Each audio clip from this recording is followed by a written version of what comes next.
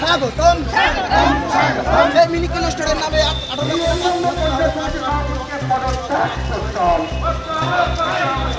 এই মাগুরমারি দুই গ্রাম পঞ্চায়েতের দুর্নীতিগ্রস্ত প্রধানের বিরুদ্ধে বিজেপির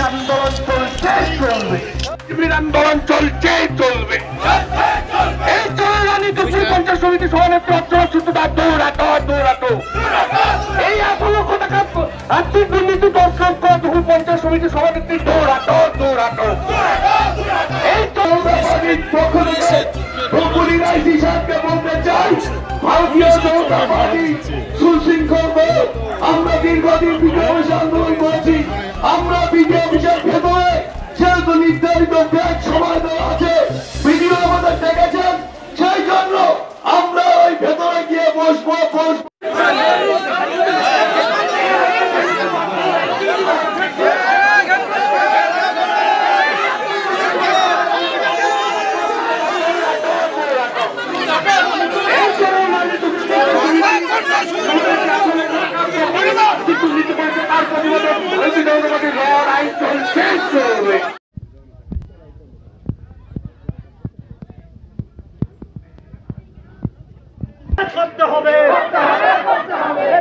দুর্নীতিগ্রস্ত পঞ্চায়েত সমিতির সভানেত্রী তোমায় জানাই ঠিক গ্রেপ্তার করতে হবে।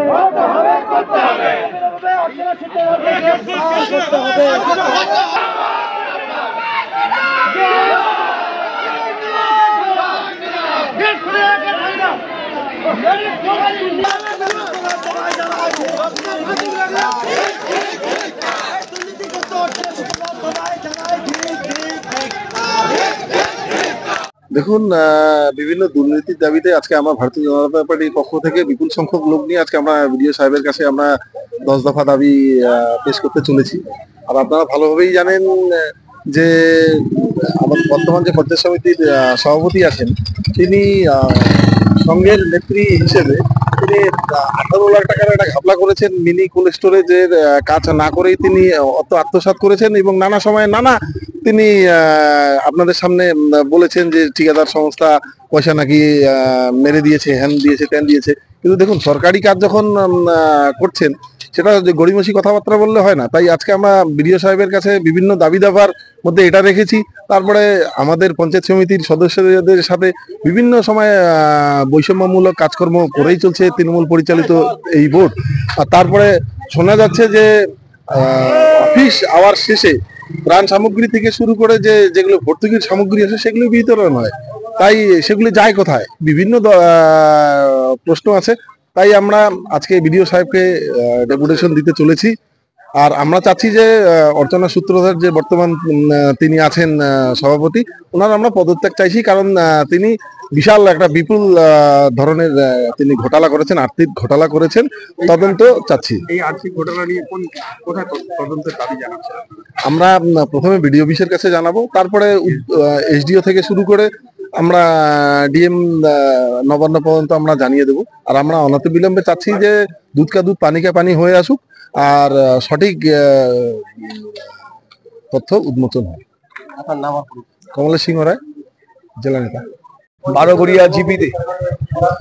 জিপিতে একটা মাল্টিপারপাস হিমঘর হওয়ার কথা ছিল এবং সেই পথের সাথে যে সেলফ হেল্প গ্রুপ, সেই গ্রুপের সভাপতি ছিলেন বর্তমান ধূপগুড়ি পঞ্চায়েত সমিতির সভাপতি অর্চনা সূত্রধর। এবং সেই 18 লক্ষ টাকা লোন পাওয়ার পরেও সেখানে এক কোদাল মাটিও কাটা হয়নি এবং সেখানে দেখা যাচ্ছে 12 লক্ষ টাকা তছরূপ হয়ে গেছে, আর্থিক অসঙ্গতি রয়েছে। এবং সেখানকার সেলফ হেল্প গ্রুপের যারা বর্তমানে রয়েছেন তারা সেই টাকা বর্তমানে পরিশোধের দিকে যাচ্ছে। এমত অবস্থায় সেই হিমঘর তো দূরের কথা, এই সভাপতি সেই টাকা আত্মসাৎ করেছেন। তার বিরুদ্ধে আজকের আমাদের ভারতীয় জনতা পার্টি ডেপুটেশন। আজকে আপনারা জানেন যে মাগুরমারি 2 গ্রাম পঞ্চায়েত তৃণমূল কংগ্রেসের পরিচালনায় সেখানে লক্ষ্য করা গেছে 15 ফাইন্যান্সের 32 লক্ষ টাকা সেখানকার প্রধান সেটা সদুত্তর দিতে পারছেন না, সেই টাকা ইউটিলাইজেশন হচ্ছে না এবং সেই টাকা নাকি অন্য খাতে খরচা হয়ে গেছে, তিনি কোনো সদুত্তর দিতে পারছেন না। পঞ্চায়েতরা বারবার বলা সত্ত্বেও, বিরোধীরা বারবার আন্দোলন করার পরেও তিনি কোনো সদুত্তর দিতে পারেননি। বিডিও থেকে শুরু করে এসডিওকে চিঠি করার পরেও, ডিএমকে চিঠি করার পরেও তার কোনো সদুত্তর মেলেনি। তার বিরুদ্ধে আজকে আন্দোলন। আজকে আপনারা জানেন মাগুরমারি 1 নম্বর গ্রাম পঞ্চায়েতের তৃণমূলের প্রধান, তিনি সরকারি চাকরি পাওয়ার পরেও সেই চাকরি তিনি না করে সেখানে তার শাশুড়ি চাকরি করছে, তার বিরুদ্ধে ভারতীয় জনতা পার্টি আন্দোলন। আপনারা জানেন প্রধানমন্ত্রী আবাস যোজনার ঘর যেই ঘর প্রধানমন্ত্রীর দেওয়া গ্রামের প্রত্যেকটি মানুষ 1,20,000 টাকা সেই ঘর পাবে, কিন্তু আমরা লক্ষ্য করলাম যে সেই ঘরের নামে সাধারণ মানুষকে ঠকিয়ে সাধারণ মানুষের নাম সেই তালিকা থেকে বাদ দিয়ে প্রতিবন্ধী থেকে শুরু করে অনেকের নাম সেখানে বাদ দিয়ে সেখানে তৃণমূল কংগ্রেসের পঞ্চায়েতরা তৃণমূল কংগ্রেসের প্রধানরা সেই ঘরের তালিকা তাদের নাম নথিভুক্ত করেছে। একাধিক যে দুর্নীতির অভিযোগ বলছেন, সেখানে দাঁড়িয়ে আপনারা কি পঞ্চায়েত সমিতির সভাপতি পদত্যাগের দাবি জানাচ্ছেন? আমরা পঞ্চায়েত সমিতির সভাপতির যেরকম পদত্যাগ দাবি করছি, সেরকম এই ভিডিও যদি সদর্থক ভূমিকা না নেয়, আইনানুগ ব্যবস্থা গ্রহণ না করে, তাহলে আগামী দিনে এই ভিডিওকে পার্টি করে এবং পঞ্চায়েত সমিতির সভাপতির বিরুদ্ধে আমরা কোর্টে যাব, কোর্টের দ্বারস্থ হব। কারণ পশ্চিমবঙ্গের বর্তমানে প্রশাসন বলে কিছু নেই, বর্তমানে তৃণমূল কংগ্রেস আর প্রশাসন একই অবস্থায়। এখানে কি বলবো, যে দুর্নীতির কথা বলছে সেটা হচ্ছে এটা পঞ্চায়েত সমিতির বিষয় না, সেটা হচ্ছে সংঘের বিষয়। ওদের যে একটা সংঘ আছে বারোবাড়িয়া অঞ্চলে, সেই সংঘের বিষয় নিয়ে বক্তব্য আমিও শুনলাম। তো সেখানে তো দুর্নীতির বিষয় নাই। অ্যাকচুয়ালি হচ্ছে ওরা ব্যাংক থেকে যে লোনটা নেওয়ার পর কোল্ড স্টোরেজ করার কথা আমার যতটুকু জানা, তো কোনো কারণে বৃদ্ধাশ্রম প্রথমে জমিটা দিতে রাজি হয়, পরবর্তীতে তো ল্যান্ডটা পায়নি। ওই জন্য যে কোম্পানিকে টাকা দিয়েছে কোল্ড স্টোরেজ করাবার জন্য, সেই কোম্পানি মাল দিতে রাজি হয়েছে, কিন্তু ল্যান্ডটা প্রবলেম হয়েছে। এই জন্যই হচ্ছে এই অবস্থায় চলছে। উনি আজকে আসেননি? উনি আসেনি, আসবে, আমাকে বললো তো একটু করে আসবো। আরেকটা বিষয় তুলে ধরলো, যেটা ফার্মার ক্লাব বলে একটা ক্লাব করেছে, সেখান থেকে 1000 টাকা করে প্রত্যেক চাষির থেকে। দেখেন, ওটা হচ্ছে ওই অভিযোগটা সম্বন্ধে যা বলবো, ওটা হচ্ছে এডি অফিস থেকে কি একটা গ্রুপ করে আর কি, সেটা ফার্মার্স ক্লাবেরই মতো। ওটাতে হচ্ছে কোঅপারেটিভ যে সংস্থাগুলো আছে, সেই সিস্টেম অনুসারে মেম্বার করছে 1000 টাকা করে। 1000 টাকা শেয়ার মেম্বার হলে তার রসিদ থাকবে, আর তার হচ্ছে নিয়ম নীতি হিসেবে চলবে। সেটাও দুর্নীতি বলা যাবে না। দুর্নীতি বলতে গেলে দুর্নীতিটা প্রমাণ করতে হবে না। এবার আমি তো বলি যে অমুক দুর্নীতি করছে, তার তথ্য প্রমাণ দিতে হবে না। বিজেপির তরফ থেকে আরেকটা অভিযোগ যে পুলিশ তাদেরকে ডেপুটেশনটুকু দেওয়ার জন্য ভেতরে ঢুকতে দিচ্ছে না।